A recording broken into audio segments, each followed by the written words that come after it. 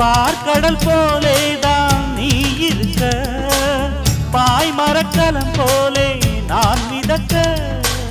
ராத்திரி தூங்காமல் நான் தவிக்க, ராஜனின் லீலைகள் நோய் தணிக்க.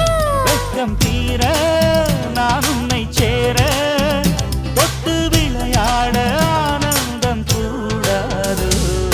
பாண்டியனின் ராஜ்யத்தில் உய்யலாலா, வேண்டி நின்ற பைங்கிளிக்கு உய்யலாலா. கையில் தந்தே கல்யாண மாலை, மையல் கொண்டே நான் இந்த வேளை.